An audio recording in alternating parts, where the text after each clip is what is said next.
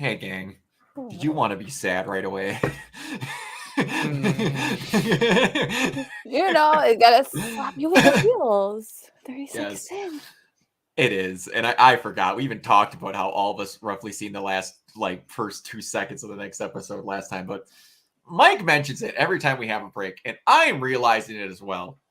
On top of this, and plus I have it on an animation playlist on my Spotify, I argue with myself every day which I like better, Skyreach or Liar Mask for their openings. Man, Liar Mask really slaps every time I hear it more. That slow tune with that intro and just the piano music, it's that thing's ridiculous. Really good.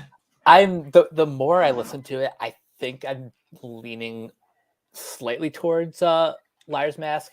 Yeah. It's great. Plus that intro with like the everything happening in the foreground plus the background. It's just that you're just like, we got some cool shit. Did you guys know we have some cool shit? Because we do. We do. I will say there are, and Mike, as soon as you start watching JoJo, I still think my favorite one is part 2. Or it's technically part 2. Young Joseph, that's part 2, correct? Yes, that's part 2. I know, because I'm like on streaming services. Netflix messes up so badly. Explain that quick. Like, isn't part 2 and 3 like in the same? There's something where they put a bunch of seasons and slapped it into like part 1, but it's a couple of the parts actually together. They kind of like had part 1 and part 2 and part 3 like apparently under one season when it's. This is why I need your help when I finally get there. But it's separate parts. Yeah, but like the opening for part 2 is a banger, and my still personal favorite, and because of the meme, also because Roundabout is a great song. The outros for the earlier ones when they always use Roundabout was great because I never get that out of my head. Like if we continue watching part 3, you're gonna like the openings and the endings later on. Oh, I can imagine. Like I've seen the openings for each and every part, and like the freaking just the one for is it just part 6 that just came out, right? With Jolene's part 6. Yes. Yeah, that opening's great. Yes. Oh, that opening's fantastic. Those things will age like fine wine. Oh, so good. I know. Like I go back and watch all of it. I send for them. Yeah, it's borderline kind of criminal how well some of those things are animated. I've not watched anything with that with Rohan, so I don't know what the opening of that is. That little like Netflix spinoff thing. Oh yeah, I haven't watched it either because I'm just like at the time I was like I just wanted part 6. Don't give me spin-offs. I don't care about this character anymore. I just want part 6. Yes. Now we have it. Enough of something that we might do a fresh takes for later on, way down the line, because that would be wild. That would be a bizarre adventure. Yes, it would. So, I hate it here. All right. A couple of things also that I just love that they like to remind you of. Again, I should make the freaking Unit 1 is important. Also, did you guys remember The Empire's Evil? The other one, did you remember that we really want you to hate Suryu? Yep. Did it both of them? Within the first 3 seconds. And the added religion to it. Yeah. It's, excuse me, ma'am. Is it okay if I feed Chelsea's body? Go for it. Koro? And then you just have Koro going, ah! Like, man, you didn't have to have the dog think it was cool too. Just have Suryu look like a maniac. Why couldn't we? It has to have a dog. All right. The one thing that I will say that they do go a decent amount more into in the manga than they do with the than the anime, and they do it slightly differently. Korome's whole fear of being discarded with her assassination squad, there is part of that in the manga too, but her reasoning for why she doesn't want to ever stop is different. It's kind of like, I don't know exactly Akame is the boss, but she feels like she owes the Empire. Like she's done so much to help them get to this place, and she fully believes that they're like doing well.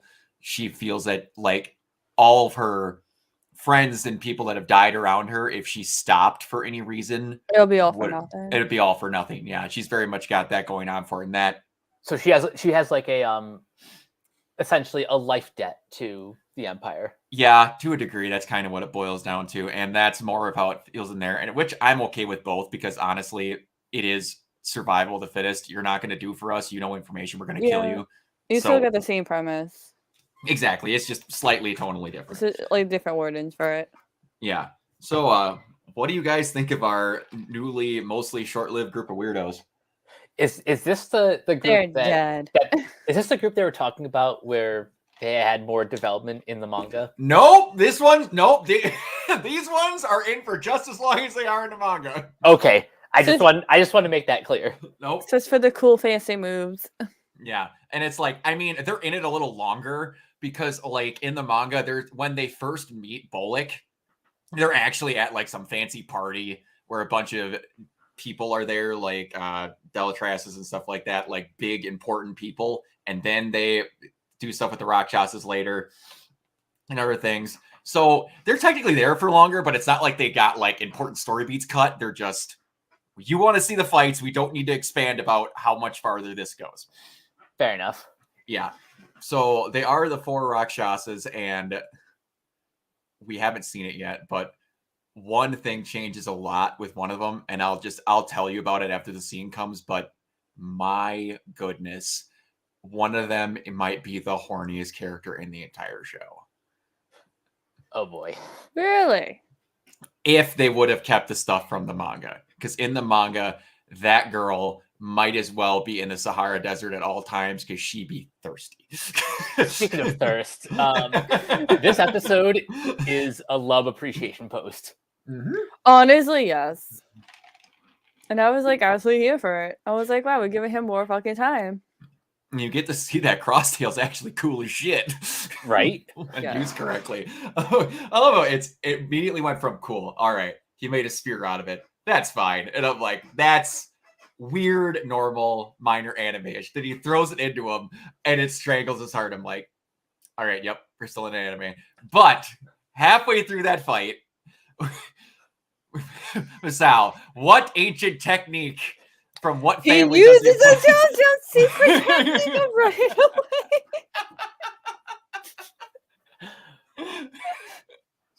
away. That scene with the fucking grenades in that cafe lives rent free in my head for all of time. Too bad you didn't see me attach all those grenades before I ran away. What? It's the height of bullshit.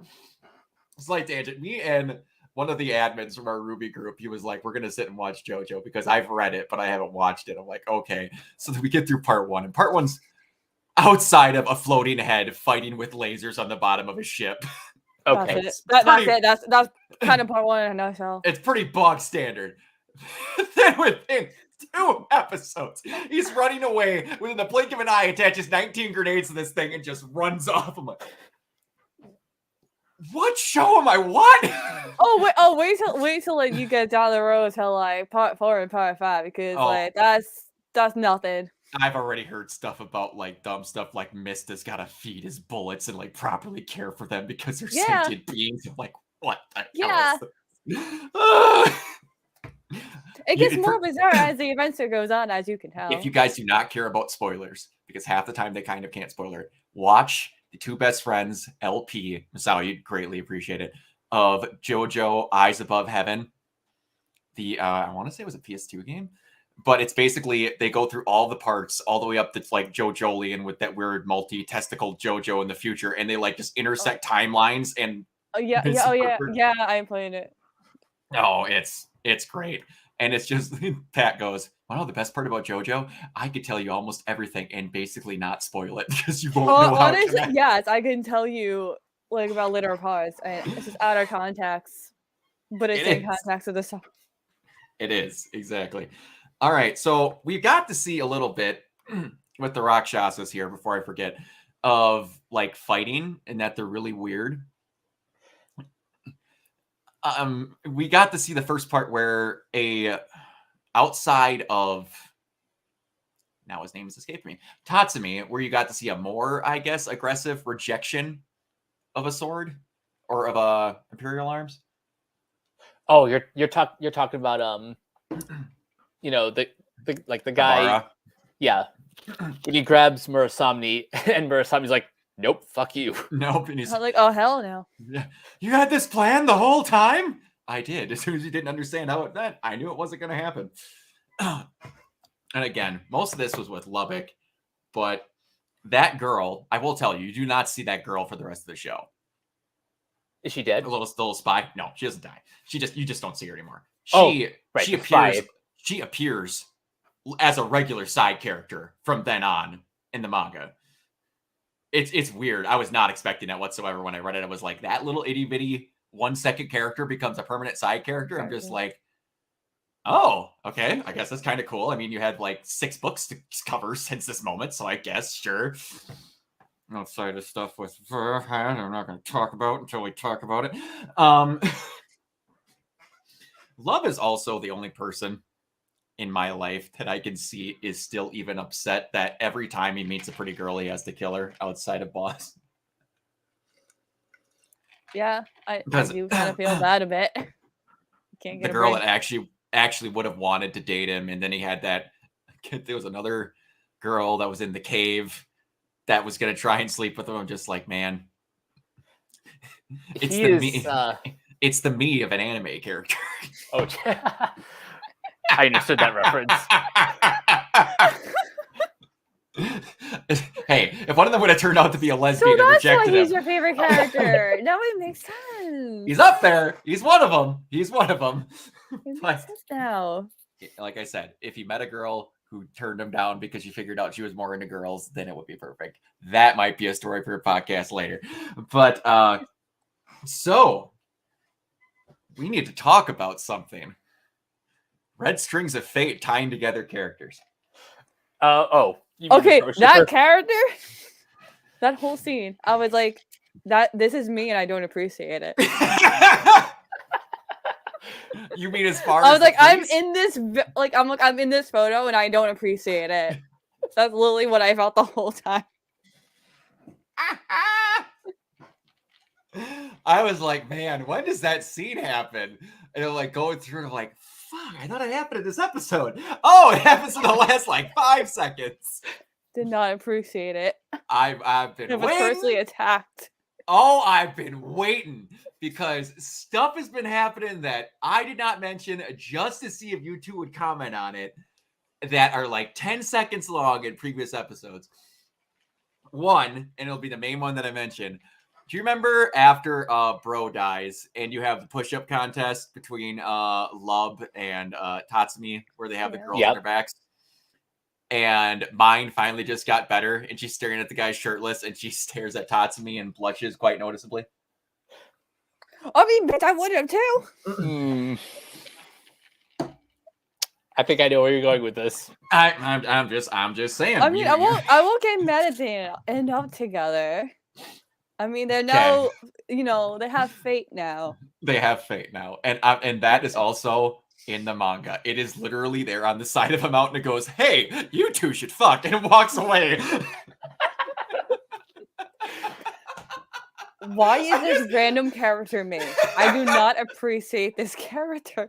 And it's like he's a totally big dude because that's the guy who's the head of the religion, and like he has, I have to keep rewatching through this part of the arc because I believe there's a detail they leave out about him that's only in the anime, or I mean, only in the manga that explains his visions. And he's the only person that's like this in the whole show. I was kind of shocked when they revealed this detail, so I was like, okay, that I guess could explain that. That's weird, but I didn't see that coming, but okay. So neither of you are quote unquote upset about that, even though both of you clearly were like, "Oh, the name of the show is Akame got killed. Tell her he's got to get with Akame." Upset is a strong word. I'll just say it's okay to be wrong. I'm talking to you, priest. I love it.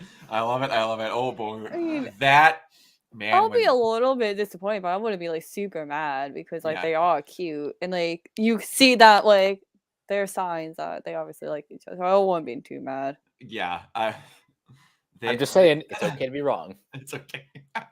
Oh man, this is gonna be I the mean, last one. we're a step away from having this a harem anime, so like at this point, he could Fair be with point. anyone, and I'll be totally chill about it. That is very true. It is very true.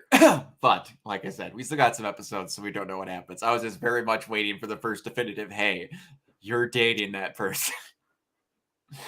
But yeah, Literally, that's that whole scene. Did not appreciate how I was in it. it's the most, hey, we're gonna have the person who writes the show that ships two characters step into the show for 2 seconds and go, hey, now kiss. Do it. And then again, of course, you get Bollock just being an absolute douche. And our Bullock, yeah, Bullock, but it's really close to Bullock. Just like, but yeah, I hate him. I hate him. Yeah, it's another one of those. Every now and then I have to go, hey man, do you remember the Empire's evil or the Capital's evil? The Capital's evil. Were you The Capital's evil.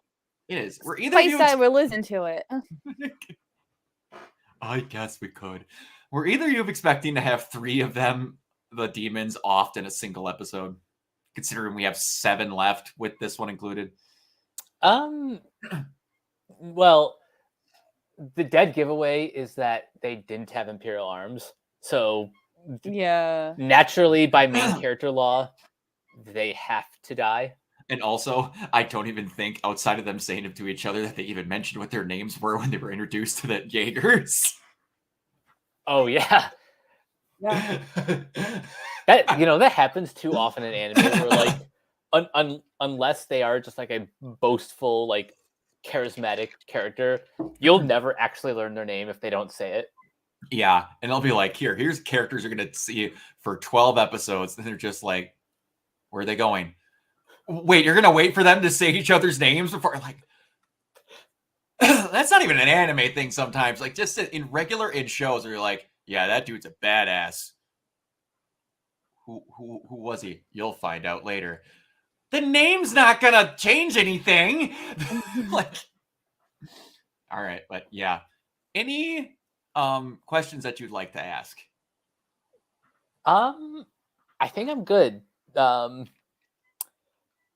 I guess my one question would be, no, as that's still evil, so that changes nothing. Oh man, I forgot his name already.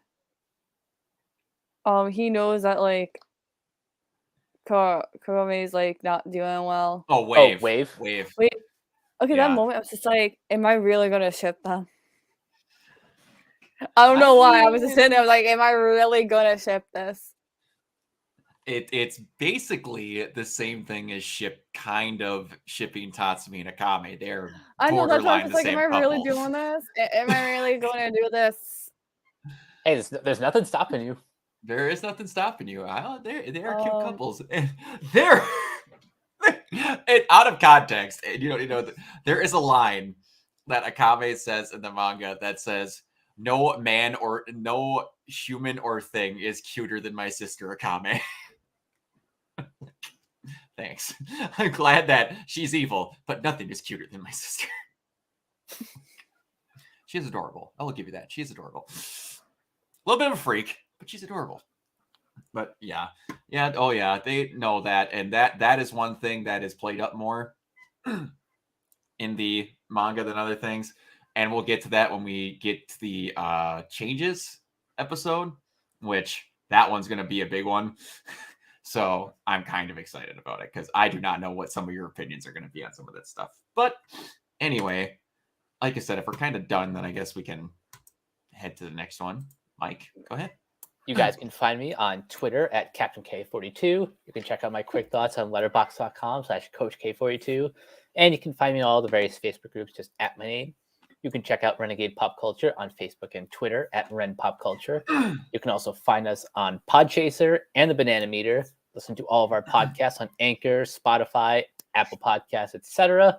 And last but not least, everything can be found at renegadepopculture.com. You need to escape, so do we. And Masao? And you can find me on Twitter at Kivala028.